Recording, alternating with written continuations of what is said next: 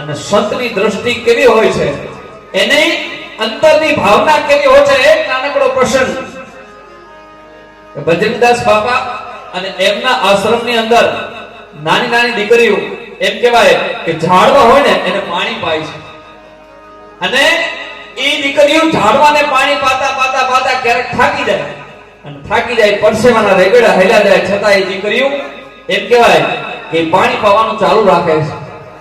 બને છે એવું એક વખત બધાય સેવકગણ ભેગા થઈ અને બજરંગદાસ બાપાને કહે છે કે બાપા, અમારી એક વિનંતી છે. કે શું વિનંતી છે? કે બાપા, વિનંતી અમારી એવી છે કે આપણા આશ્રમમાં આટલા બધા વૃક્ષો છે, આ દીકરીઓ પાણી પાઈ પાઈ થાકી જાય છે, તો કઈક એવી વ્યવસ્થા અમે કરીએ કે અહીંયા પાણીની મોટર મૂકી દઈએ, અને મોટર મૂકી દઈને એટલે ઓટોમેટિક પાણી વયું જાય, પછી આ દીકરીઓને થાક ન લાગે. અને આ દેશનો એમ કહેવાય સાધુ એની એમ કહેવાય અંતરની શુદ્ધ એ સેવકગણને કહે છે કે વાલા, કોઈ વાંધો નહીં, અહીંયા તમારે મોટર મુકાવી દેવી હોય તો મુકાઈ દેજો, પણ એક મારી વાત પહેલા સાંભળો.